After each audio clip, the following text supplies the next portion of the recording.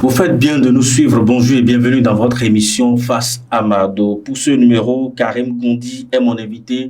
Il est le secrétaire adjoint à la jeunesse au sport et loisirs du parti Les Démocrates. Dans un petit instant, il nous dira comment se porte le Bénin selon le parti Les Démocrates. Éric Moudete, chef de file de l'opposition, qu'est-ce qui a véritablement changé? Monsieur Gondi, bonjour. Bonjour. Merci d'avoir accepté mon invitation. C'est nous qui vous remercions. Dites-moi, ma première question, comment se porte le Bénin selon vous? Merci beaucoup. Je profite de l'occasion d'abord pour saluer vos téléspectateurs, les internautes, pour la confiance accordée. Et je profite de l'occasion pour aussi vous dire merci par rapport au jeu studio dans lequel nous sommes. Merci beaucoup. Et je voudrais vous dire que, je voulais rappeler à vos téléspectateurs qu'ils savent très bien que le président Patrice Talon est venu au pouvoir en avril 2016. Et en avril 2016, déjà en avril 2019, il y a eu des élections qui ont été exclusives et qui malheureusement ont connu des Béninois sont tombés. Après, on a connu des élections en 2020.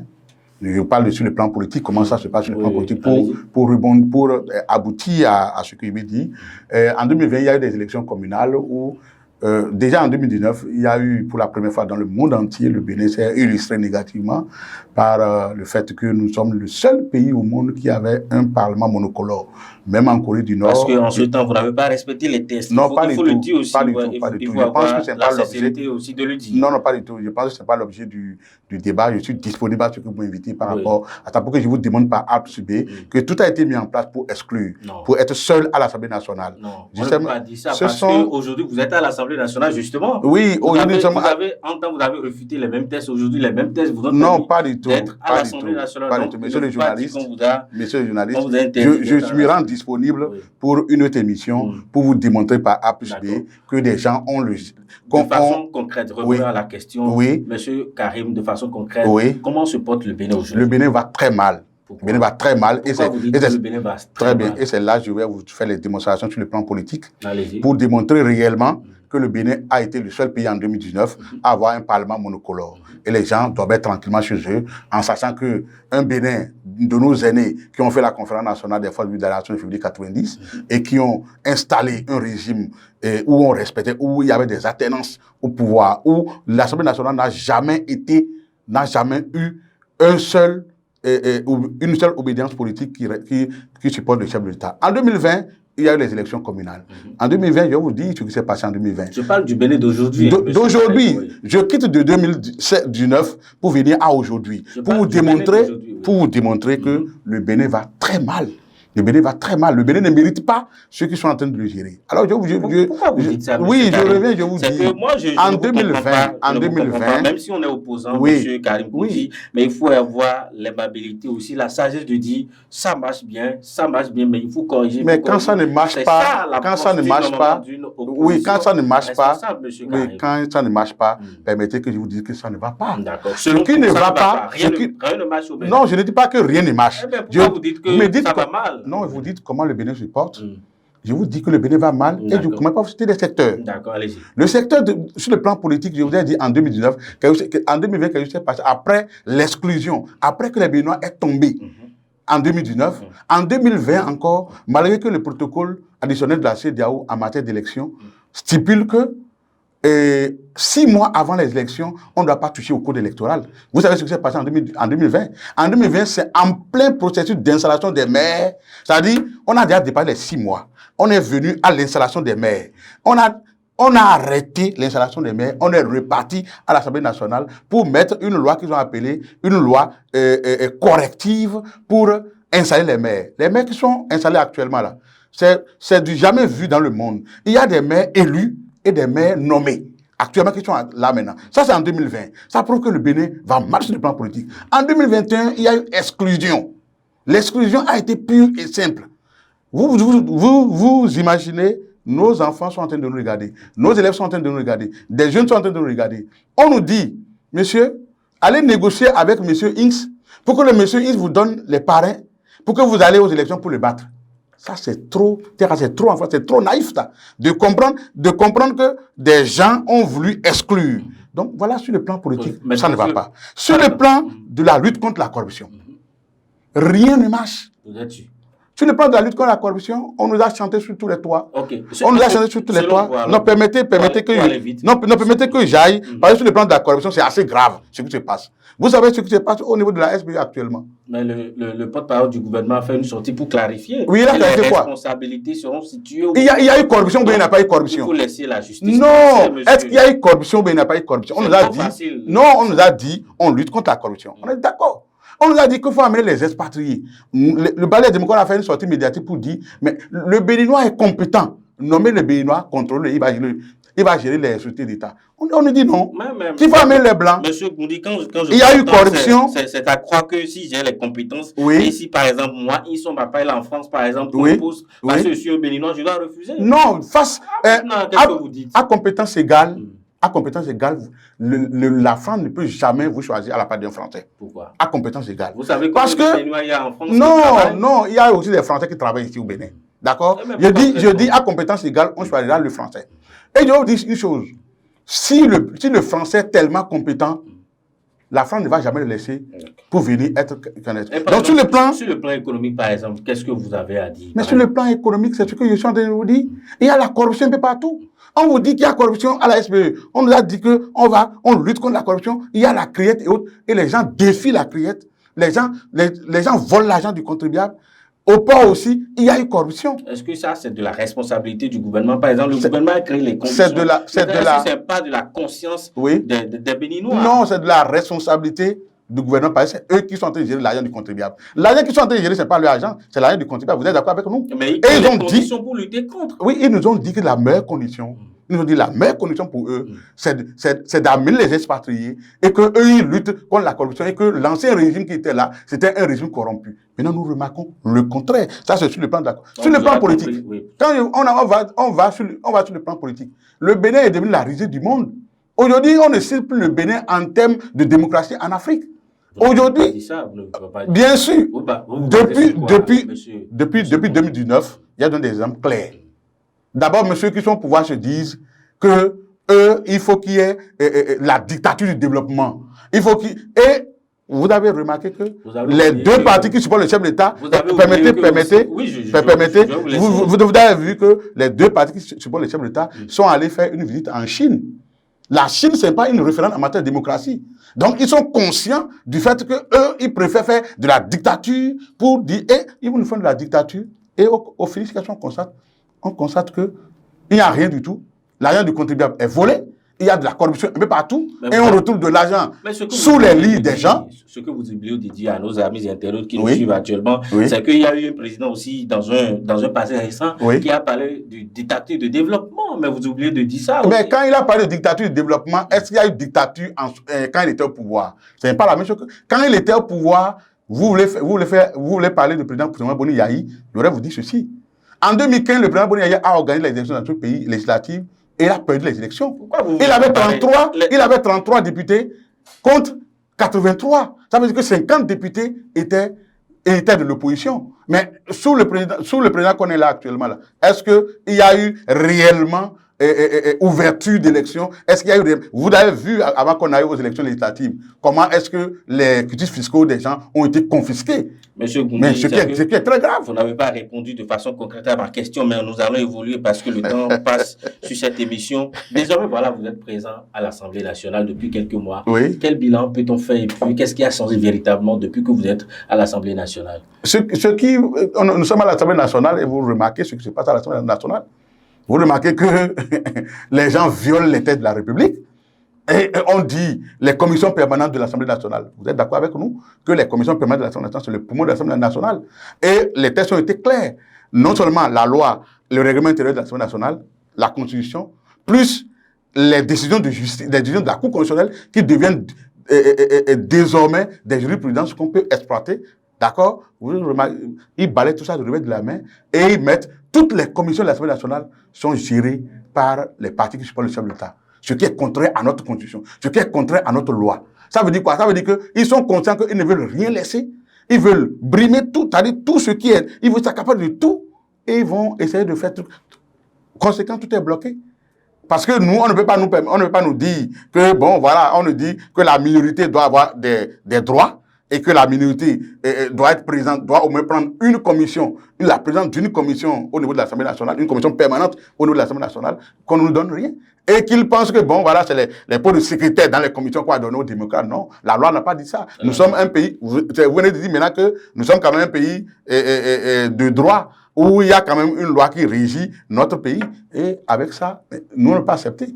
Nous sommes allés à l'Assemblée nationale pour revenir à votre question. Qu'est-ce qui a changé véritablement? C'est que désormais, quand on est à l'Assemblée nationale, les gens ont compris que, bon, il ne peut plus avoir un appétit vorace comme il avait depuis par le passé. Ça veut tout prendre, mais malgré ça, il persiste pour tout prendre. Et nous ne pouvons pas se laisser faire. Quel bilan faites-vous concrètement? C'est un échec pour vous aujourd'hui, les quelques mois passés à l'Assemblée nationale? Non, ce n'est pas un échec. Aujourd'hui, notre combat a apporté des fruits. On a au moins 28 députés à l'Assemblée nationale. D'accord, je ne vais pas revenir sur les résultats des élections, mais aujourd'hui, on a fait un combat, on a mis la pression et on a eu au moins 28 députés. Ça fait bouger les lignes. Donc aujourd'hui, en termes de résultats, c'est positif. C'est positif pour nous. C'est positif pour le Parti des démocrates. Aujourd'hui, le Parti des démocrates, au sein des populations, c'est l'alternance crédible. Les populations le savent. Vous pensez que c'est ça? Oui, bien sûr. Mais pourtant, aux dernières élections législatives, vous n'avez pas eu la majorité, vous n'avez que 28 députés. Mais, vous pensez que c'est ça l'alternance? Mais je vous le dis, en conséquence de cause, pas un échec cuisant pour vous? Non, pas du tout. Ceux qui nous suivent tout à l'heure, ceux qui nous suivent à l'instant, et qui savent ce qui s'est passé réellement, ils savent qu'il y a eu chimie électorale. Ils savent que les gens ont fait de la chimie, d'accord? On ne va pas revenir sur les... Oui, on ne reviendra pas, mais quand vous dites... Je constate que vous avez proclamé l'alternance, que les choses vont bouger, mais vous êtes parti à l'élection législative, vous n'avez eu que 28 députés. Ceux qui proclament les résultats, ils n'ont pas intérêt à proclamer les vrais résultats que les populations ont fait. D'accord? Lorsque c'est comme ça, qu'est-ce que vous voulez que 28 députés fassent aux autres députés? Non, c'est ça le problème. Et aujourd'hui, les gens ont peur de proclamer les vrais résultats et parce qu'on va les bloquer dans leur élan de vouloir tout s'accaparer. Donc, ils ont donné les 28. Donc, et nous prenons les 28 et nous continuons le combat. C'est pour cela que vous bloquez tout à l'Assemblée nationale? Non, on ne bloque pas tout. C'est pour cela qu'on veut respecter. Cette position-là de tout boycotter non, pas du tout. À l'Assemblée nationale. Jamais. On ne boycotte rien. Cette façon de faire répond aux aspirations de vos mandats? Bien sûr. Le peuple nous dit... De tout bloquer à l'Assemblée nationale. Non, pas de tout bloquer. Non, pas de tout boycotter. On n'a jamais boycotté quelque chose à l'Assemblée nationale. On n'a jamais boycotté. Et quelle est votre position alors? Non, notre position, c'est le respect des textes de la République. Le peuple nous dit, surveillez ces gens-là.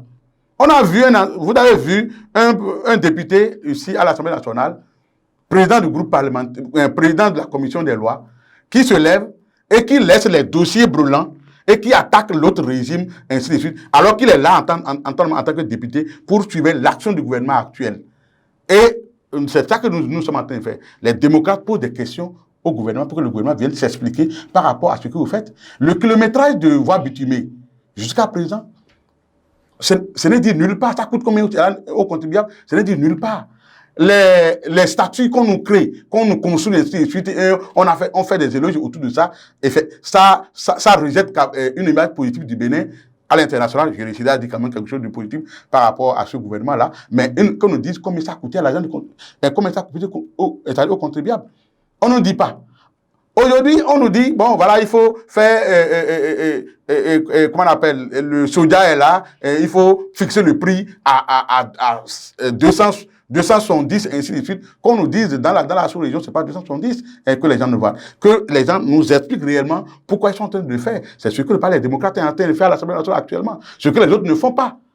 Donc, nous sommes à l'Assemblée nationale, on ne bloque rien. On veut que les textes de la République soient respectés. On ne peut pas, dans un pays comme le Bénin, d'hommes intelligents comme nous, on ne peut pas nous dire que la notion de minorité parlementaire peut être variable. Ça ne varie pas.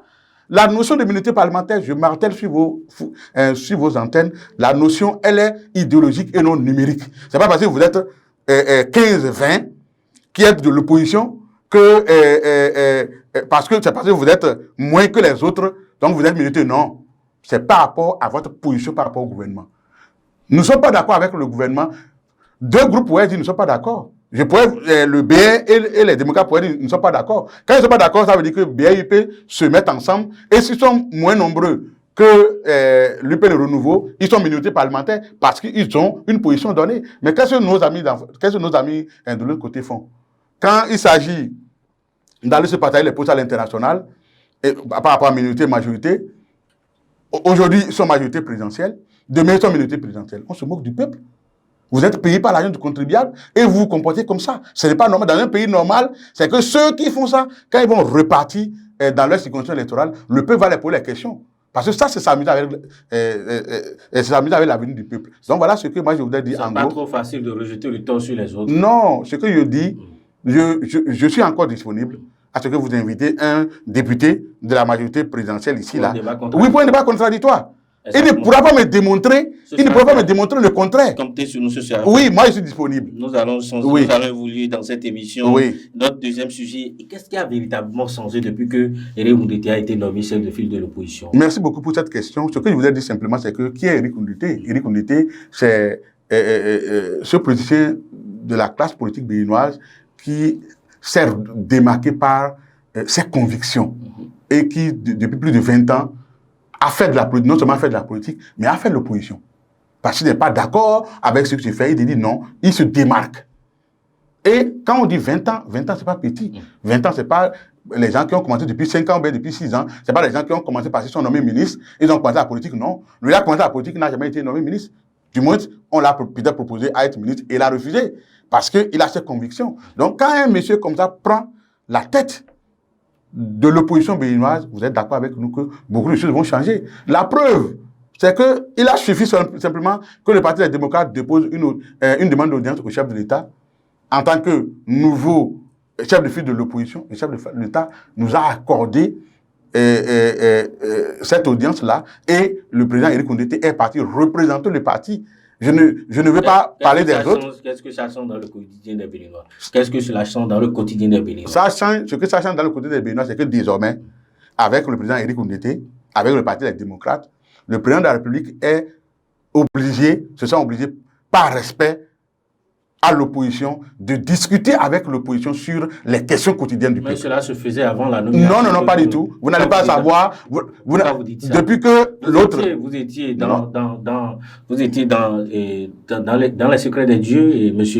Kondi? Non, quand le président de la République rencontre le chef de file de l'opposition, ce n'est pas un couvent. Tout le monde doit constater. Vous allez constater que depuis que l'autre, dont je ne vais pas citer le nom, était chef de file de l'opposition, le président de la République ne l'a jamais reçu.